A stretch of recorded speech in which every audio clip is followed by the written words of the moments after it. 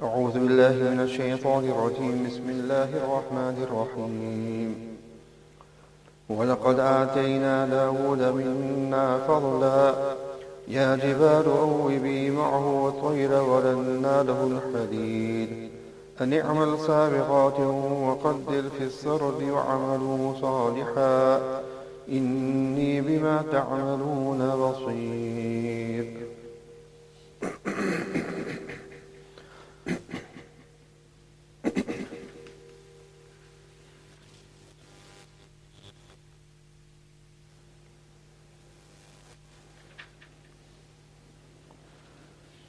Respectful our friends, in last week's tafsir, if you recall, Allah subhanahu wa ta'ala had mentioned with regards to those who do not believe, that how they would question with regards to the day of Qiyamah. And they would say that وَقَالَ الَّذِينَ كَفَرُوا لَا تَأْتِينَا السَّاعَةُ, that Qiyamah will never dawn upon us. So they totally rejected the hereafter on the basis that it was something that they could not perceive. It was something that they could not comprehend. That when people are going to die and be reduced to dust here, that how can they be resurrected again? So they totally rejected this great power and qudrat of Allah subhanahu wa ta'ala, of how Allah subhanahu wa ta'ala can resurrect in the hereafter.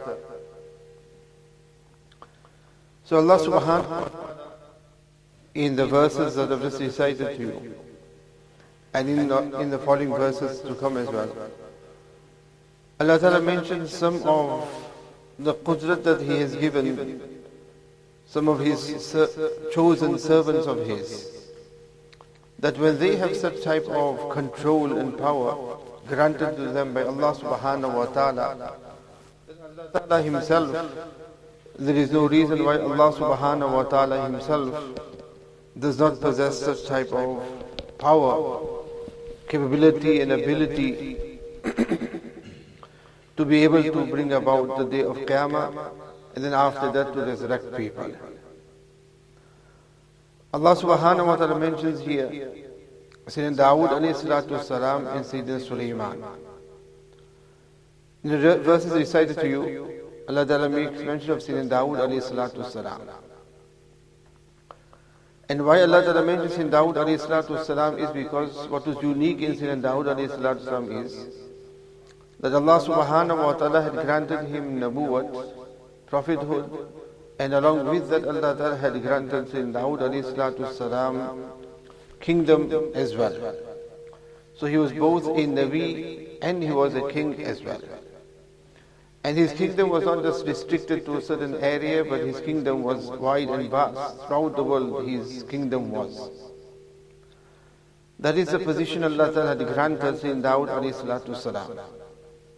Hence Allah Ta'ala says that وَلَقَدْ آتَيْنَا دَاوُودَ مِنَّا فَضْلًا, that indeed we granted Dawood alayhi salatu salam from us fadla, a great bounty. In Arabic the word fazlan refers towards something extra. So where somebody is given something extra, that is what fazl. And that's why when we say also the grace of Allah Ta'ala, fazl of Allah subhanahu wa ta'ala, that is because of the extra that which Allah Ta'ala has granted a person. So it means that which extra Allah Ta'ala has granted somebody. So Allah subhanahu wa ta'ala granted Sayyidina Dawood alayhi salatu salam something extra. And that extra is what Allah Ta'ala mentions further on. So already Sayyidina Dawood alayhi salatu salam had been granted prophethood, and he was also granted kingdomship as well. And Sayyidina Dawood alayhi salatu salam was granted the Zabur, the book that was revealed to Sayyidina Dawood alayhi salatu salam. And Allah subhanahu wa ta'ala had granted Sayyidina Dawood alayhi salatu salam a beautiful voice as well. Very melodious, beautiful voice.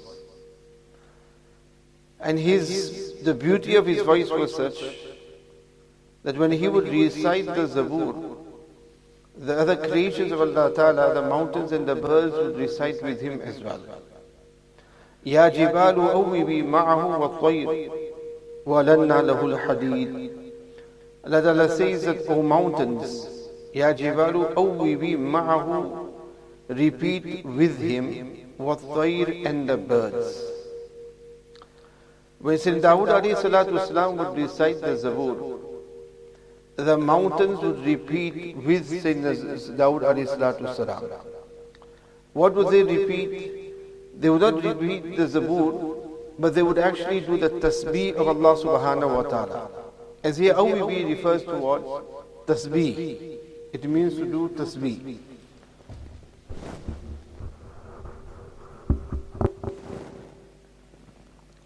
So when Sayyidina Dawood alayhi salatu salam would read the Zabur, the mountains would do tasbih along with him. So they would recite with him as well. And also wat-tayr, and the birds as well. So the birds would hover and they above, and they would listen to the Zabur, and they would also recite with Sayyidina Dawood alayhi salatu salam, and they would also do the tasbih. Just imagine when we just hear birds chirping as it is, how melodious and how nice that sounds. So just imagine here where the Nabi of Allah subhanahu wa ta'ala is reciting, and along with it you're hearing the mountains and also the birds. And the reciting of the mountains was not an echo of Sayyidina Dawood alayhi salatu salam. Had it been an echo, then there would be no big deal in that anyway. Because any person who would recite the Qur'an or recite anything for that matter in an area where there's mountains, where there's an echo, then that wouldn't be something which would be specific with Sayyidina Dawood alayhi salatu salam. We show that it wasn't an echo coming from the mountains, but it was the mountains that would also do tasbih with Sayyidina Dawood alayhi salatu salam. And Allah subhanahu wa ta'ala gave him such ability that in the hadith Nabi Kareem sallallahu alaihi wasallam mentions that Sayyidina Dawood alayhi salatu salam would give the command that his conveyance, his horse, should be saddled for him. And by the time it would be prepared and saddled for him, in that period of time, Sayyidina Dawood alayhi salatu salam would recite the entire Zabur. It wasn't as large as that of the Qur'an as it is. It was a lot more concise, but in that short period of time, he would manage to recite the entire Zabur. So Allah subhanahu wa ta'ala granted Sayyidina Dawood alayhi salatu salam this melodious and beautiful voice. And from the Sahaba radiallahu ta'ala, Sayyidina Abu Musa Ash'ari radiallahu ta'ala, a auspicious and noble Sahabi of Nabi Kareem sallallahu ta'ala sallam, who came from Yemen, Ash'ariyin who are from Yemen, who Nabi Kareem sallallahu ta'ala sallam had mentioned various fazilat and virtues with regard to the Ash'ariyin. When Sayyidina Musa Ash'ari radiallahu ta'ala, whose actual name was Abdullah bin Qais, when he would recite the Qur'an, he would recite with very melodious voice as well. That Nabi Kareem sallallahu ta'ala sallam himself said that he has been granted mizmar min mazamiri Dawood, Ali Dawood. That he has been granted the voice similar to the voice of Sayyidina Dawood alayhi salatu salam. That is how melodious he recited the Qur'an. And there is great fazilat as well. Nabi Kareem sallallahu alaihi wasallam mentions Iqra al-Qur'an bi-luhul al-Arab, and elsewhere Nabi sallallahu mentions Iqra al-Qur'an bi-husn al-sawt. That the Qur'an should be recited in the voice of the Arab, meaning the dialect of the Arab. And Nabi sallallahu mentions that to recite the Qur'an with a good tone. As more beautiful and melodious a person recites the Qur'an, the more enjoyable it is for a person who is reading themselves, reciting themselves, and for those who are listening as well. And this is something that a person should try and attain, work towards. But it isn't just a matter of a melodious sound, but it's a case of that the recitation of the Qur'an needs to be correct as well, because that is more important. The actual recitation can be not as melodious, but it needs to be correct, and that sounds a lot better and is a lot better. Maybe those who are not aware with the rules of tajweed and the qira'at may not appreciate this and may be wanting to just hear something that sounds nice, irrelevant of how it may be recited. But those who are conscious of this are aware of the qiraat may be simple as well, but if it is recited clearly and it is recited in a correct manner with tajweed, then that is a lot better and there is greater reward for that as well.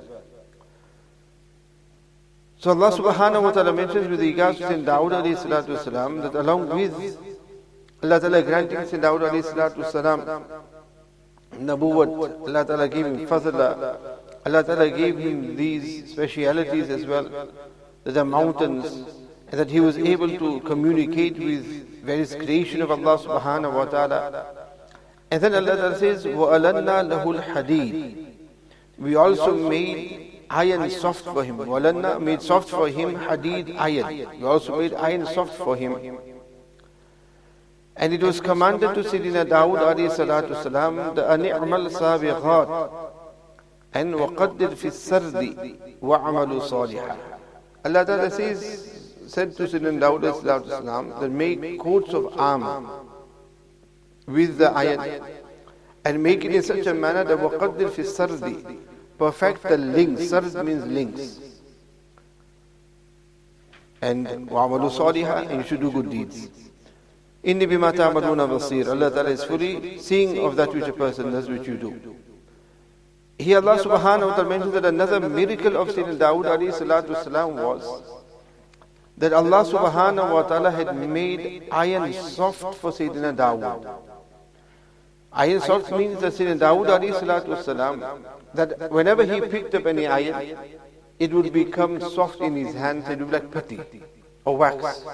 That Sayyidina Dawud alayhi salatu wasalam would not need to heat it, but all he would do is it would become soft in his hands and he was able to just mold it how he wanted to, so easy. And we know iron is something which you can't just mold as you want to. There is so much that a person would need to do. Those who do work in ironsmiths and those in fabrication, they will know that what a work it is for them to be able to mold it into whatever form or shape it needs to be. But for Sayyidina Dawud alayhi salatu wasalam, it would become soft that he was able to, and he would be able to bend it, and he would be able to make with it whatever he would want to. And specifically Allah subhanahu wa ta'ala then gave Sayyidina Dawud alayhi salatu wasalam the ability to make armor out of iron. Armor was made before as well, but the armor that used to be made before was just from a simple plate. So it used to be a plate which they would put on them. Then Dawud alayhi salatu wasalam was the first person to make armor with links in it, and armor with chains, because he was able to very easily make those links and those chains, because it became so soft in his hands. So he was the first person to actually invent and to be able to make armor in such a manner. And this is something that he would do. أَنِعْمَلْ سَابِغَاتْ وَقَدِّرْ فِي السَّرْدِ. Before coming to the tafsir of these words as well, وَقَدِّرْ فِي السَّرْدِ, why would Sayyidina Dawud alayhi salatu wasalam have to make armor for, and why did he make armor, and why did Allah Ta'ala give him this miracle? Sayyidina Dawud alayhi salatu wasalam, as he was not a Nabi, he was a king as well. And a good king is one who is just. And Sayyidina Dawud alayhi salatu wasalam, being the Nabi of Allah subhanahu wa ta'ala, was specific with regards to his kingdomship, that there needs to be justice there. And are the people happy with the king or not?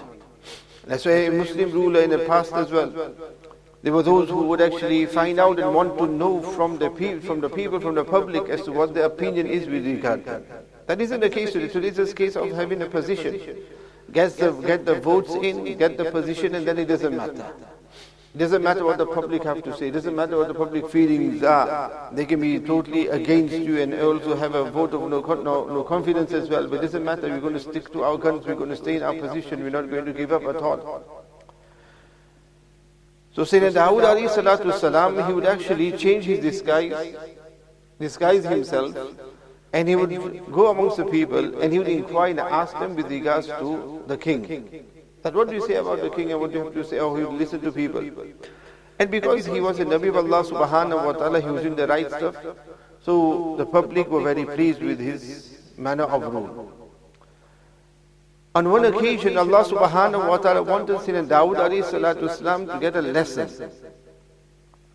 So Allah subhanahu wa ta'ala sent an angel in the form of a human being.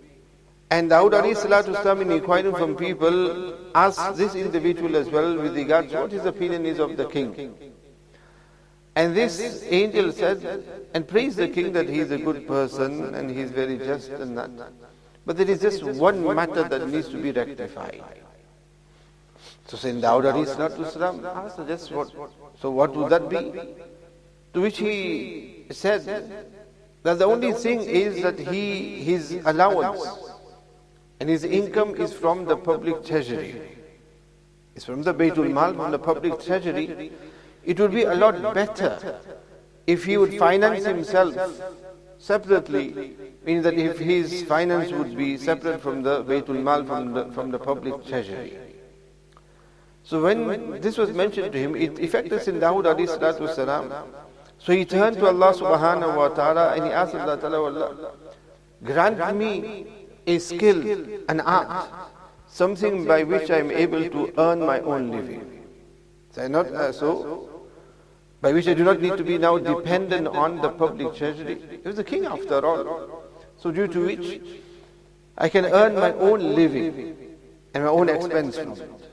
That's when Allah subhanahu wa ta'ala granted Sayyidina Dawud alayhi salatu wasalam this miracle that he was able to mold iron in such a manner, and the iron, because then again the metal as it would be, if he would have to then start working on it as any ironsmith would have to, then just imagine how much time would have been spent in this work and the work of running the world at that time, the kingdomship he had, the prophethood that he had. When would he see it was those matters, he wouldn't have been able to. So Allah subhanahu wa ta'ala made it such that in a very short time he was able to produce the links and he would be able to produce the iron, so that his time would be saved.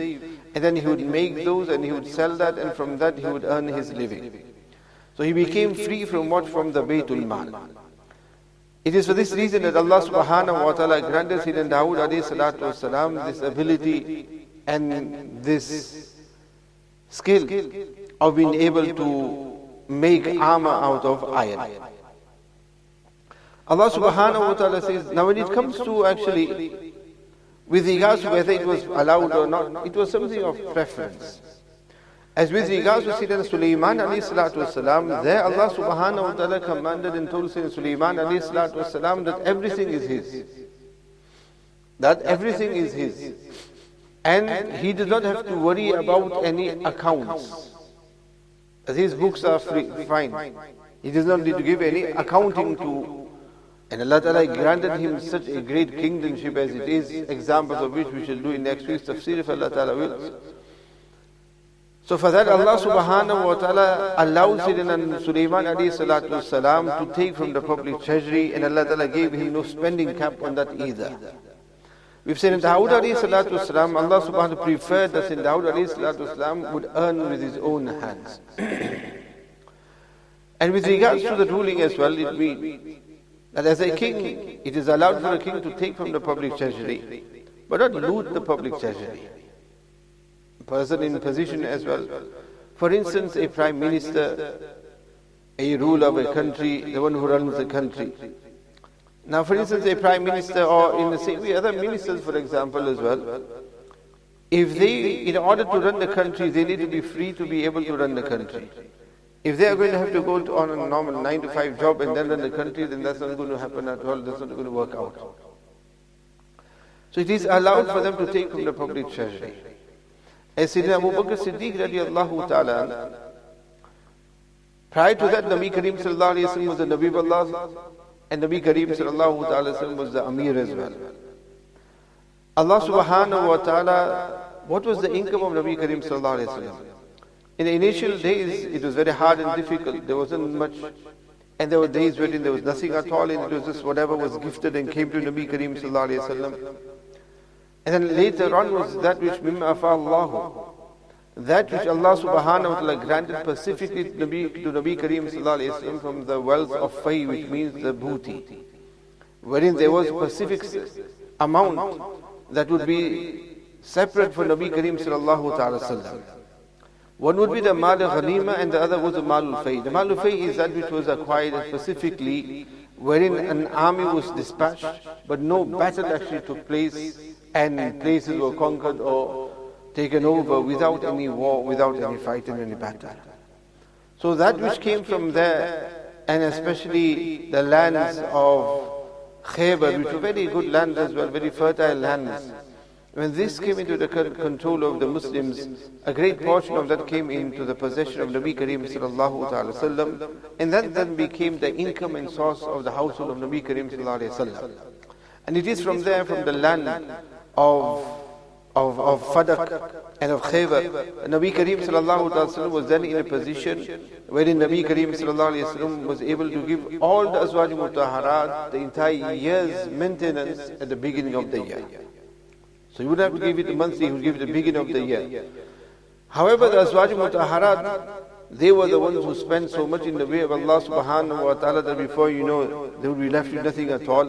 Why? Not because they spent it in the first month, but because they would give it away. They would give it so much in sadaqah. Whatever came would go, whatever came would go. And that is what brought about the voluntary poverty, you can say, in the household of Nabi Kareem sallallahu alaihi wasallam afterwards. But when this situation and this change came about, Nabi Kareem sallallahu alaihi wasallam's household was a lot better than what it was before.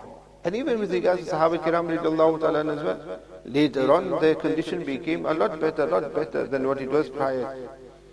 And now Nabi Kareem sallallahu alaihi wasallam, after Nabi Kareem sallallahu alaihi wasallam's demise, Sayyidina Abu Bakr Siddiq was a merchant himself. So Sayyidina Abu Bakr Siddiq radiallahu ta'ala, he became the Khalifa. And when he was made the Khalifa, the following morning or so, Sayyidina Abu Bakr Siddiq radiallahu ta'ala was going in the market as normal with his goods. That's why Sayyidina Umar radiallahu ta'ala stopped him and said to him, if you are now going to do your business and you're going to be opening your shop and your stall and that, then who's going to take care of the affairs of the public and the people? So it is best that, look, a share, something should be designated for you from the Baytul Mal, so that you are able to then serve the community, the people in this manner. So Abu Bakr Siddiq radiallahu ta'ala accepted this and he understood this. So he stood on the minbar and he said to the people as well that as you all are aware that my profession and my trade is sufficient for my household. Means that it isn't the case of that I'm in some desperation or difficulty, but already my trade itself, my business itself is sufficient for us. But from now on, Abu Bakr and the family of Abu Bakr will take from the Baytul Mal, and Abu Bakr will then be free to serve the people. Be free to serve the people because something has to come, of course. And where is that income going to come from? So Sayyidina Abu Bakr Siddiq radiallahu ta'ala, and in this way, whichever Khalifa came thereafter as well, then they would take from the Baytul Mal. But as I mentioned to you, they would take from the Baytul Mal justly as well. They weren't there in it for the sake of looting the Baytul Mal, that now because we've got the public treasure in our hands and we've got public funds, so we can use it how we want to and give it to how we want to, as becomes the norm later on when a person does not have any taqwa, when a person becomes in charge of any charity organization or country, whatever it may be, public money. So the Khulafa Rashidin would do the same. And similarly then there would be those who would be appointed from the government itself and they would be paid from the Baytul Mal. And when it comes to the position of the ulama as well, in the past the ulama, they were also paid from the Baytul Mal as well. And at that time the ulama were from the highest earners. There was a time wherein the scholars and the ulama were the highest earners. Why? Because that was a time wherein people and the government, the Muslim government, they appreciated the ulama, they appreciated the role of the ulama. Because if the ulama are not going to be free, then how are they going to be able to serve the community, how are they going to serve the people? If they have to go, again as I said, 9 till 5 job or so, then during the 9 to 5, who's going to be teaching people, who's going to be there to serve the people, which the ulama need to do so. So they great ulama, fuqaha, muhaddithin, They would do their work and they would be paid and they would be given a salary from the Baytul Mal. And their salary would be high earning salary. So alhamdulillah, there was no need for them to ever go on strike because they were paid well. And then later on, this changed. This changed and it has still not reverted to how it was. It is still the same. And that is what, when people then started degrading the ulama, not holding the ulama in such great honor, then it became a case of that their wages became and they became the lowest earners. There's an incident mentioned, this is just to lighten the heart, that there was a king and he had an elephant. And he placed a challenge, and the challenge was that whoever makes this elephant cry will be given such a reward. So his reward was so many gold coins. Whoever makes the elephant cry. So various people came with hoping that they will be able to win the competition. So they came and they started doing whatever they could. One started giving a sad story to the elephant. Somebody is crying in front of the elephant. Somebody doing something else. Somebody started cutting some onions in front of the elephant to make it cry. Didn't work whatsoever. Not crying at all. And then one individual came. And he came and he whispered something in the ear of the elephant. And the elephant started to cry. The elephant started to cry. So now the king asked, what is it? What happened? What sad story did you tell the elephant that you made it weep? He said, look, I'm the imam of the masjid. And all I did is I just told him what my salary is. I just mentioned to the elephant what my salary is. So from what to what it has become, isn't it? So that's the change that has come about within the people, because the people do not have that honor of the ulama. That look, imams of the masjid, they are serving us, and in order to serve us, and the public, they think that the imam sahib is doing what? The imam sahib is what? He just come for Zohar 10 minutes and he's gone. Asr 10 minutes and he's gone. Maghrib 10 minutes and he's gone. So he's got a lot of free time on it. But what they do not understand that because of those 10 minutes here and there, they're totally bound.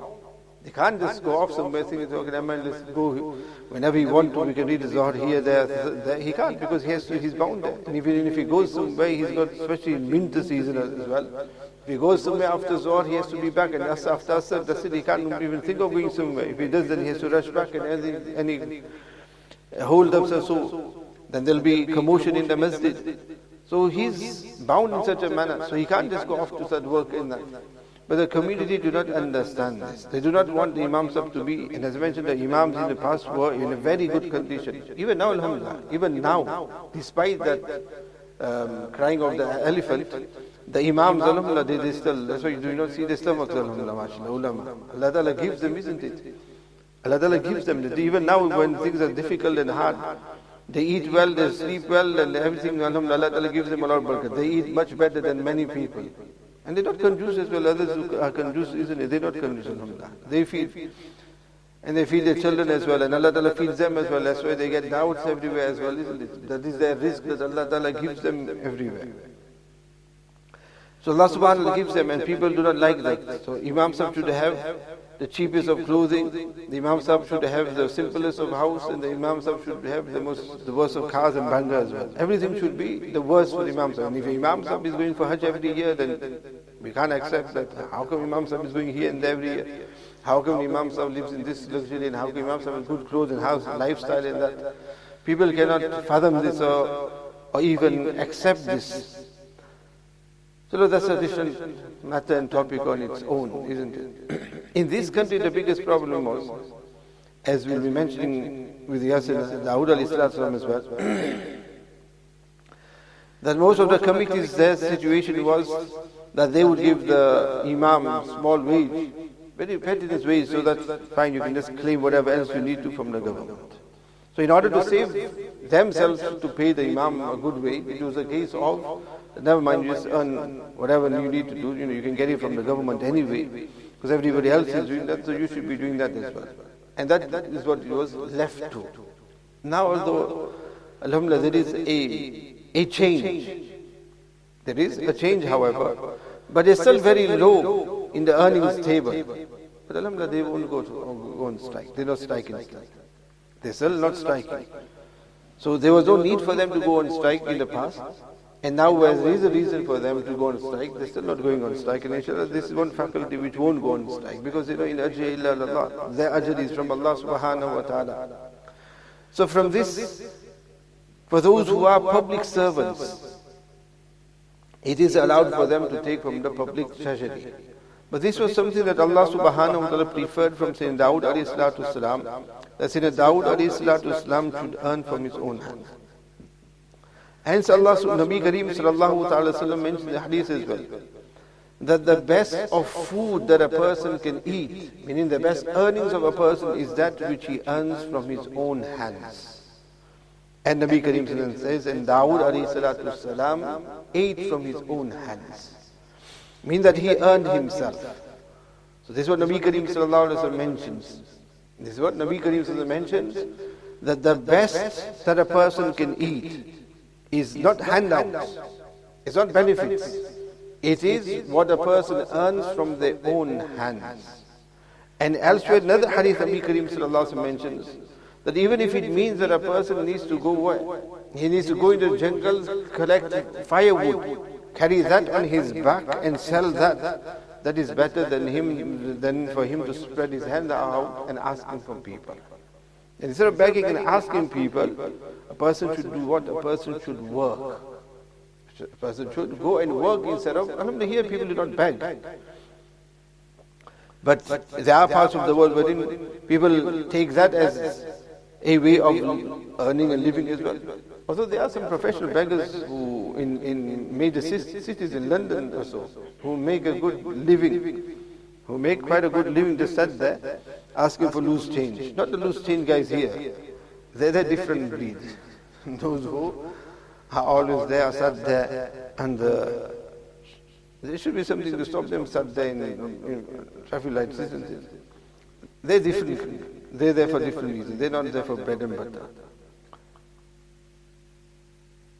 As Nabi Kareem sallallahu alaihi wasallam mentioned, rather than accepting handouts and that person works himself, there is more, that is better for him. Because there is more barakat in that. There is more barakat in that. A person, there is two options.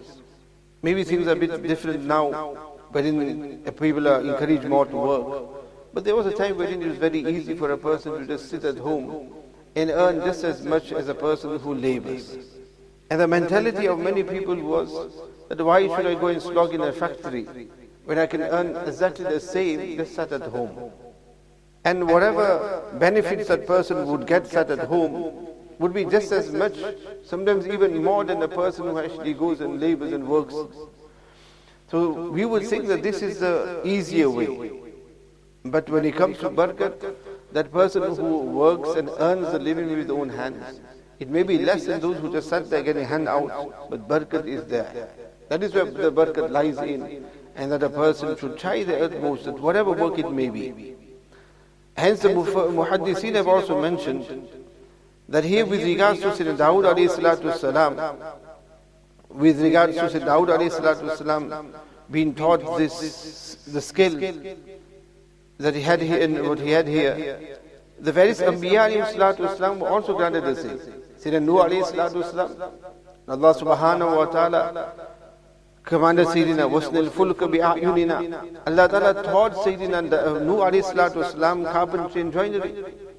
Sayyidina Nuh alayhi salatu wasalam was not born in a family of a joiner, and he learned and picked up and he went to college to learn joinery, carpentry. But Allah ta'ala commanded, sent wahi to Nuh alayhi salatu wasalam as to how to build and how to make the ark. And accordingly, as Allah Ta'ala mentioned, in front of our eyes, meaning that through our instructions. Allama Zahabi rahmatullahi has mentioned that many such skills that are needed for people to live in this world, Allah subhanahu wa ta'ala had taught that to the Anbiya alayhi salatu wasalam, who had taught that to their followers. Whether it's bricklaying, whether it is joinery, whatever was needed at the time. Yes, insan then took those skills and then developed upon it and advanced upon it.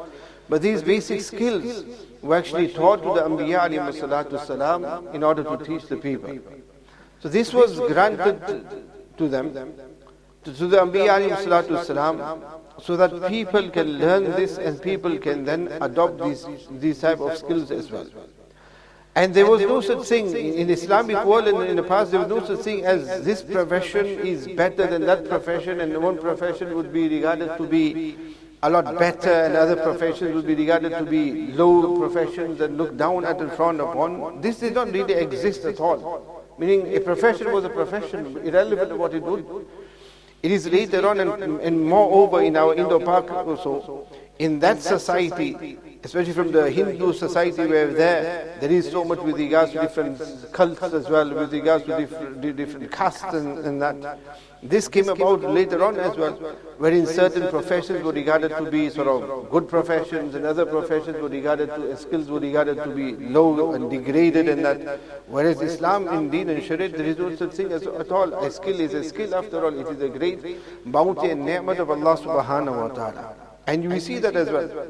That's why here Allah subhanahu wa ta'ala said to Sayyidina Dawud alayhi salatu wasalam, "An-ni'mal sabiqat," that make the coats of armor. That now that the iron has been made soft in front of your hands, then utilize it in good purpose. And armor for the sake of jihad and protection is something which is beneficial.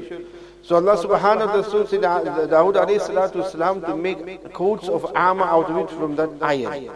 And he says, وَقَدِّرْ فِي السَّرْدِ. The meaning of Qaddir fi sardi is Sard means the links, and Qaddir means to perfect. That the links should be in perfect size and perfect the links. And the reason for this is so that they join and move perfectly, meaning that if the links are going to be too loose, then there won't be that protection with the armor. And if the links are going to be too tight, then that's going to be difficult for the soldier as well. His movement is going to be restricted. So make the links with perfection so that it is something that is usable as well for the wearer. On this, وَقَدِّرْ فِي السَّرْدِ, the Mufassirin mentioned that one meaning of وَقَدِّرْ فِي السَّرْدِ actually indicates was what? It indicates that wherever there is a person makes something, and whatever skill or talent Allah subhanahu wa ta'ala has given somebody, or somebody has learned for instance, then they should do that in the right and good manner. In a good manner. And not a case of, hey, dunya, this is dunya, what, it doesn't matter. You know, we've made a desk for you, so does it matter if one leg is higher than the other and one is lower? You're not going to take it to the cupboard with you, is it? So does it matter? Not, it's just a job. You can use it as a table. A table is same after all. It doesn't matter. One side is longer than the other, or shorter than the other, or it's made however it's put together. That's it done. No, Allah Ta'ala says, وَقَدِّرْ فِي السَّرْدِ, that make it with perfection. It shows that whatever person is, whatever skill Allah Ta'ala has granted somebody, when they now carry that out, a trade of theirs, whatever trade Allah Ta'ala has put them in, then they should do that in a good manner as well. So that it is what? Appreciation, showing appreciation of that which Allah Ta'ala has granted them. And at the same time, that is the whole purpose, that whatever is made from it should be of use. That whatever you put together, whatever work you have done, it should be of use to the person. So this is one of the meanings of وَقَدِّرْ فِي السَّرْدِ is, which Allah Ta'ala mentions, specifically وَقَدِّرْ فِي السَّرْدِ, especially with regards to the rings that are mentioned, so that then that armor is also one which is correct. Because Sayyidina Dawud alayhi salatu wasalam was the first person to invent it. So Allah Ta'ala guided Sayyidina Dawud alayhi salatu wasalam that when you make the links as well, don't make them just different sizes and that, but make them in such a manner that they are useful. So that is a knowledge that Allah subhanahu wa ta'ala granted Sayyidina Dawud alayhi salatu wasalam, from which then people developed further upon these things and just modified so many things which were very basic at that time. So that is one of the meanings of وَقَدِّرْ فِي السَّرْدِ. And there are those Mufassirin who mention وَقَدِّرْ فِي السَّرْدِ means وَقَدِّرْ means with regards to time. That when it comes to this work, then put a time to the work, which means that your work should not overtake the purpose of what Allah Ta'ala sent you for. Dawud alayhi salatu wasalam was a king, and Dawud alayhi salatu wasalam was a prophet as well. So that was his major mission that Allah Ta'ala granted him, and not this which was a sideline, you can say. So that is what Qaddir fi Sard means, that do this as a sideline. And this is what Dawud alayhi salatu wasalam do. In a very short period of time, he would make the armor, he would sell it, and that would be sufficient for him, and that's finished. Business closed now. Now it's a case of getting back to what was needed to be done. And that is a meaning of qaddir fi sardi. And on that as well, the Mufassirin mentioned that whoever is in whatever trade they may be in, they should not be working 24/7. They should not be working 24/7. They do not need to be available 24/7. But that is not the case. It's not 24/7. Have a time, start and stop time. Unless there's an emergency to help somebody out, that's fine. Why? Because the rest of the time should be in a person's ibadat, as he mentioned, Ruhul Mani, that a person should not be neglecting the ibadat and the time to learn the deen. That a person should not be working to that extent that they're unable to do the ibadat and they're unable to learn the deen. And this is what we find majority people are in. This is the case of majority. That we work in so many hours throughout the day. Do we get our ibadat? We're not getting our ibadat. And if we are getting our ibadat, then it's just on the go type of ibadat. Or it's the case of we're not getting ibadat at all. Or we are from those people who read our salah, but we do not read our salah during the ibadat time, but we read the salah at the end of the day. And there are many. There are many who are in that position who do not read their salah. But they read the salah later on. So they don't read it on time because they think, look, I'm at work now. So how can I take off time? How can I get off work? How can I be reading my salah now? So instead, they leave it. And then when they get home, that's when they read it. And the excuses they make is, well, look, I'm work. Then how can I leave my work? That is one. The other is that, look, what about my clothes? I'm in my work clothes. So how can I read my salah in these work clothes? I'd rather I'll go home and I'll do wuzu, I'll go for a bath and I'll change my clothes. These are all feeble excuses. They are feeble excuses. Deen and Shariat has made it so simple for a person. Nabi Kareem mentions from those things that specific Allah Ta'ala gave this ummah was وَجُلَتِ الْأَرْضُ طَهُورًا. Allah Ta'ala has made the earth pure for us and the earth a masjid for us. In the past, the previous ummahs, for them to read their surah, they would have to go to a specific place of worship. We do not need to go to the masjid. We can put our musalla anywhere, or if there's no musalla, if the soil, the earth is pure, you can just stand there and read your salat on there as well. That is how easy Allah Ta'ala has made it for us. You can just stand anywhere. And with regards to clothing, the ruling is straightforward. Sufficient clothing to cover the aura, and the other is that they should be pure. Nowhere is it that it needs to be clean in order for you to be able to read your salah. Yes, there is the ruling that, look, you should be clean enough to go to the masjid, which are two separate things. As in the early days, the Sahaba Kiram radiallahu ta'ala, they would be working. So they would work. They would not just sit there in the masjid. They would work. And then when they would gather and congregate for Jummah, because they would wear thick clothing and they would come direct from work, there would be a stench in Masjid Nabawi. There would be a stench in Masjid Nabawi. That's what Nabi Kareem sallallahu alaihi wasallam said, that look, all those who are mature, they should do what? They should bath before they come to the masjid. When you come for Jummah, have a bath. That is something that you can do. You may not have different clothing and the luxury of being able to change your clothes and that, but at least you can have a bath before you come for Jummah. So Nabi Kareem sallallahu alaihi wasallam commanded the Sahaba that they should have a bath before they come for Jummah, so that the smell, the stench is not there in the masjid. So that is fine. That if a person thinks that their clothing is such that it might soil the masjid, then fine, do not go to the masjid, but there is no excuse not to be able to read salat where you are at your workplace, whatever work you may be doing. And especially if you're self-employed and you're a tradesman, you're fixing somebody's boiler, you're doing some plumbing somewhere, you're doing some decorating somewhere, you're doing some building work somewhere, these type of work, and nothing there to stop you whatsoever. It's just a matter of a person having that within them of wanting to do what is correct. And those who are in the workplace itself, alhamdulillah, majority it seems, and there as well it is so, how it just shows the plight of the ummah, that a person who has better chances and better facilities for prayer in a non-Muslim environment and a non-Muslim workplace than we Muslims. And there are so many Muslims who complain that our workplace, they don't allow us to read salah, they give us very little facility, they make it very difficult for us to read our salah, which is atrocious. For Muslims we doing that, but non-Muslims will go out of the way. Where you hear of people saying even the manager gives his own office for the Muslims to read his salah. Because where there is a will, there is a way. When a person wants to, Allah subhanahu wa ta'ala, just recently there was one tradesman as well, and this individual was making mashwara, and he said, look, I want to give up the work that I'm doing. As a joiner, and he said, I want to give up this work. The reason I want to give up this work is because I don't get to read my salah. I go home and I read my salah. I don't like going to the masjid with these clothes on because I'm working, and that's all. I want to give up this work and this and that. I said to him, look, there's no need for you to give up the work at all. There's no need at all. Fine, if you feel that your clothing are such that you don't want to go to the masjid in such a way because you're sweating and all that, but there's nothing wrong to read salat in the person's house, wherever you're working. Wherever you're working, and whether it's good if they do not like you reading in the house, and read outside. And the reality is that you're doing them a job and that. Do a good job, they'll be more than happy to do what? To allow you to read salat. They won't worry about it. You want to do that, you do your stuff. There's no reason, so keep your job, do what you are doing, all you do, keep a musalla with you and just put that down and read your salat. And with regards to wuzu and these things, Allah Ta'ala has made it easy. Wear masa socks when you need to go to work. So if you use somebody's washroom and that, so you don't make a mess there. So majority of the wet mess when a person has to wash the feet, so just make masa during that time. So that makes things easier as well. So if you want to, then you can.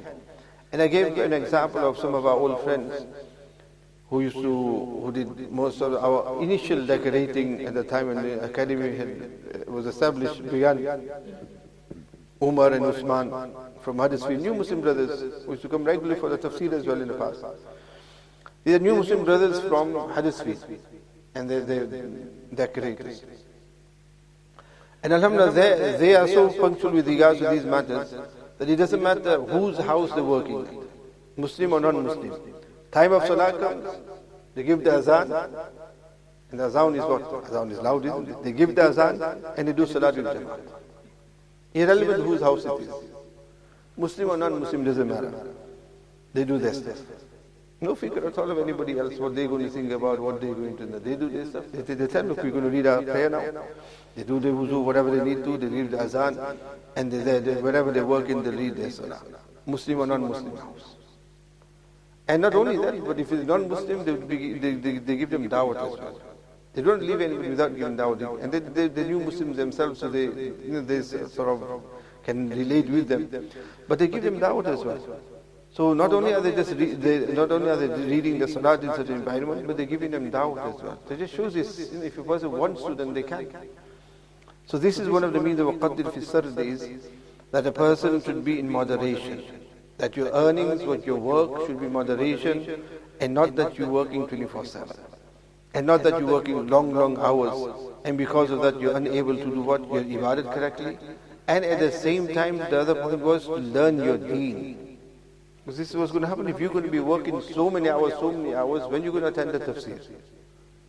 You're going to work so many hours when you're going to attend any hadith, any other basic fiqh. Or when you're going to learn your deen. And majority do not learn their deen. Why they don't learn their deen? Because they do not have the time to learn deen.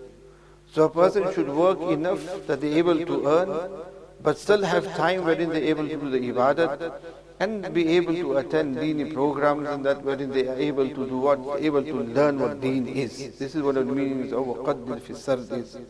And then wa'amalu salihah inni bima ta'amalun basir. There's a little more that can be said, but quite a bit of time has already been spent.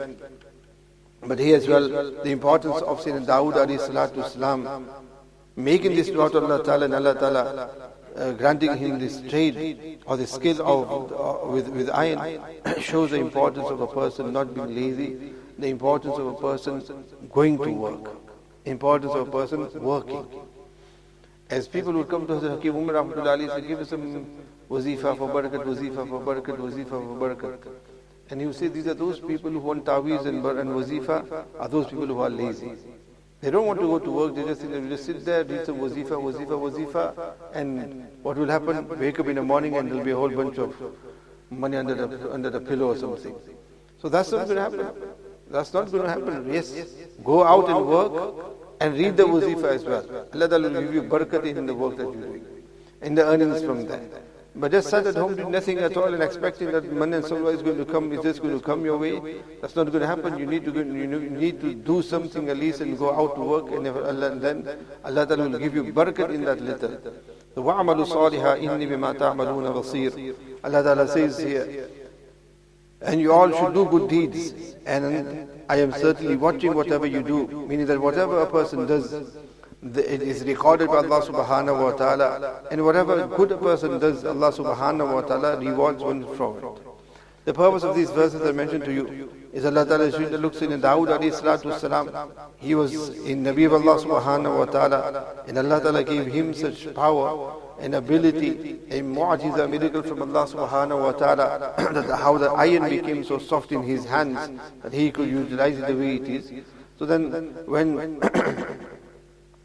a creation of Allah Ta'ala has such power, then why should it be far-fetched for Allah subhanahu wa ta'ala to bring about the day of Qiyamah and the day of resurrection as well? Allah Ta'ala grants all understanding. ربنا تقبل منا إنك أنت السميع العليم وتب علينا إنك أنت التواب الرحيم سبحان ربك رب العزة عما يصفون وسلام على المرسلين والحمد لله رب العالمين.